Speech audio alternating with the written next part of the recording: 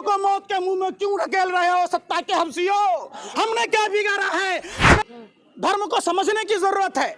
गीता और कुरान में कहीं नहीं नफरत लिखा हुआ है, तो कौन लोग हैं जो हिंदू और मुसलमान में झगड़ा फैला रहे हैं? भूख सबको लगती है, प्यास सबको लगता है, सबके लिए स्कूल चाहिए, सबके लिए अस्पताल चाहिए। आप बताइए, धार्मिक जुलूसों में हथियारों का क्या काम है कि नरेंद्र मोदी के शासन में, निकम्मे निठल्ले प्रधानमंत्री के शासन में सिर्फ और सिर्फ चुनावी प्रक्रिया को ध्यान में रखा गया है।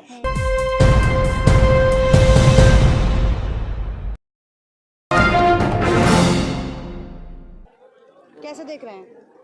आप रोटी खाते या नहीं खाते? हाँ, खाते ये तो आपको ही पता है। हाँ। धार्मिक कोई भी जुलूस किसी भी धर्म का हो, उसमें हथियारों का क्या काम? अगर स्थानीय प्रशासन उसको अनुमति देता है तो स्थानीय प्रशासन की जवाबदेही होती है कि उस जो शोभा यात्रा है उसका सही रूप से संचालन हो।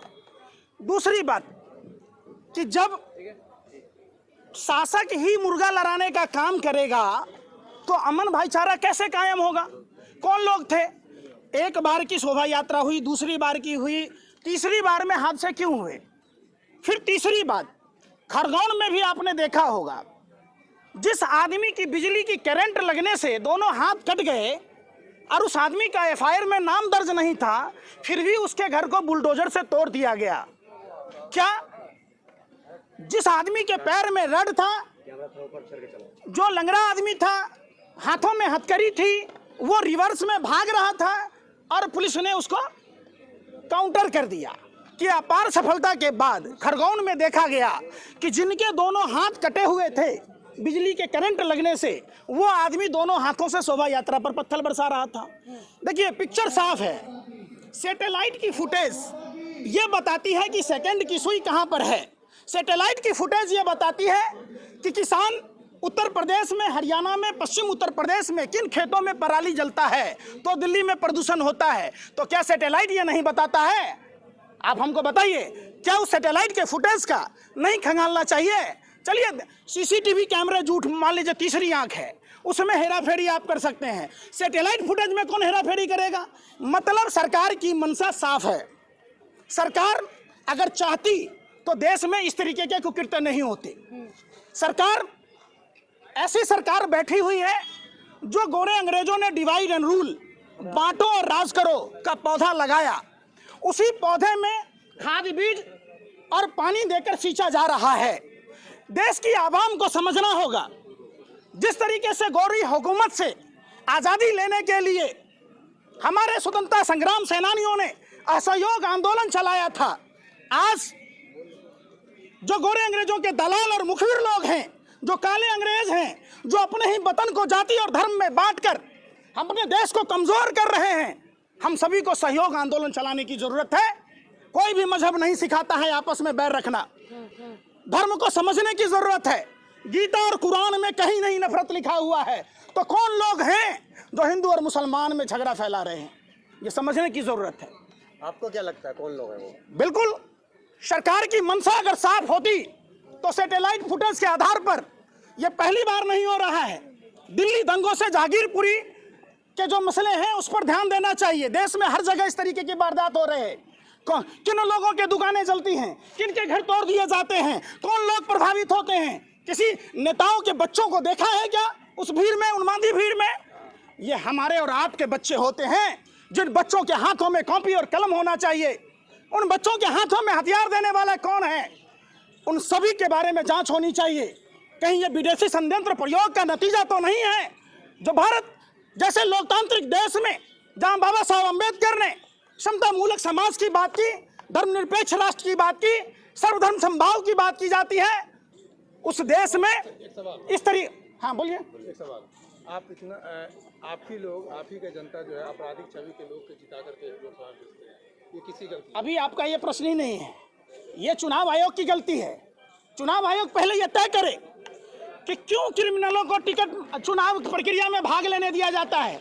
दूसरी बात, चुनाव आयोग ये तय करे कि जो चुनाव आयोग से 20 लाख ईवीएम गायब हैं, वो किन नेताओं के घर पर अचार बनने के लिए डाला हुआ है, ये कोई नहीं पूछता। ये देश सभी धर्म का है, सभी जाति के लोगों का है। आपको कुरान पढ़ने की जरूरत है अगर आप मुसलमान हैं तो, आप हिंदू हैं तो रामायण और गीता पढ़ने की जरूरत है, आप अगर क्रिश्चियन हैं तो बाइबल पढ़िए, आप अगर सिख हैं तो सरल गुरु ग्रंथ साहिब पढ़िए। और ये चीज सीखिए, बगल में बंगला साहब गुरुद्वारा है, किस तरीके से मानव सेवा को ही धर्म माना गया है। रामचरितमानस में प्रभु श्री राम अपने भाई भरत के विनती पर कहते हैं, परहित जैसा कोई धर्म नहीं। परहित को धर्म मानते हुए भगवान सूर्यदेव अपने दिव्य ज्योति से आलोकित करते हैं।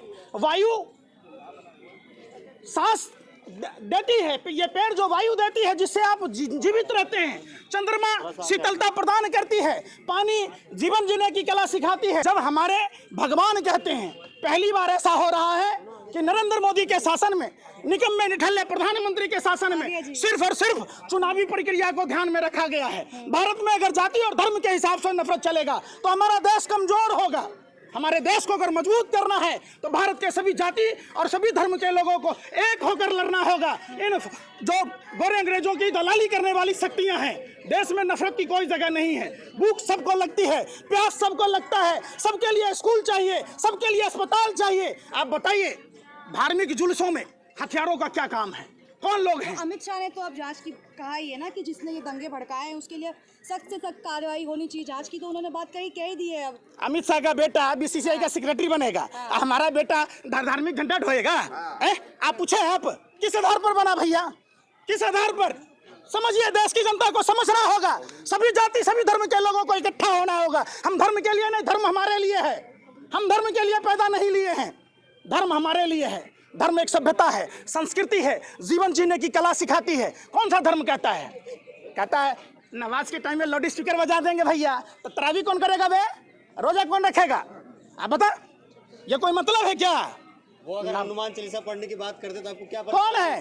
अरे आप जैसे दलालों ने, भरबों ने देश में गंदगी बो दी है। ये भारत सभी धर्मों के सम्मान की बात करता है। भारत में तो सभी योगी आदित्यनाथ भी तो इसका वो कर रहे हैं, कह रहे हैं लाउड स्पीकर में। काहे का योगी भैया? काहे का योगी? बताइए, योगी कौन होता है? योगी है ना। फिर साधु और असाधु में, साधु और असाधु में फर्क समझिए। अगर आपको फर्क नहीं मालूम तो जाके रामचरितमानस पढ़िए। जो दूसरों के लिए जीता है, जो दूसरों को समान नजर से देखता है, जो असमानता से देखता है, और साधु नहीं हो सकता है। यह हमारे प्रभु श्री राम ने कहा है। और राम के चरित्र को अपने जेहन में जब अपनाइएगा तो आप नफरत की बात नहीं करेंगे। आपको पता है, रामायण पढ़ा है आपने?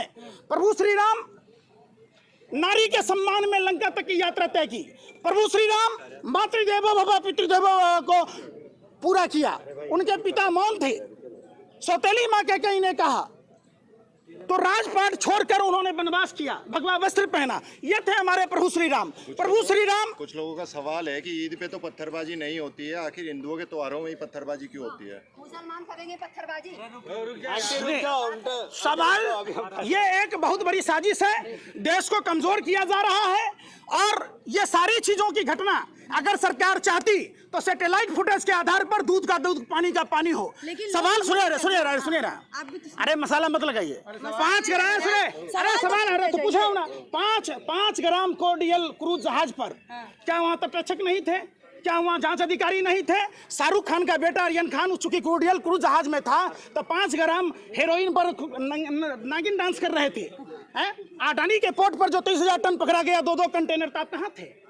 आप कहाँ थे? आप बताइए। अरे सुन तो लो बेशर्मो, आप यूपी के रायबरेली में, सुनो पहले, सुनो, फिर बात, फिर वो भी हिंदू है। अरे सुनो, सुन नहीं रहे, सुनो पहले।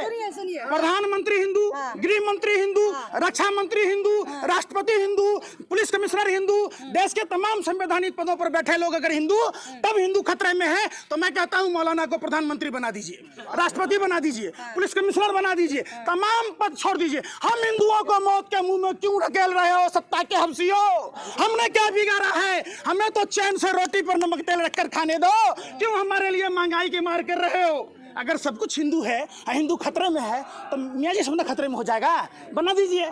इसका मतलब हिंदू खतरे में नहीं है, जानबूझकर हिंदुओं को डराया जा रहा है। क्या खतरे में है? खतरे में क्या? हिंदुस्तान का संविधान, हिंदुस्तान की आवाम, हम सब सभी जाति धर्म के लोगों को सीखना होगा। जाइए गुरुद्वारों में, अरे सुनो अखंड भारत, सुनो पहले बात, जाओ गुरुद्वारा में, धर्म क्या कहता है जाकर सीखो वहां कि मानव सेवा ही धर्म माना गया है।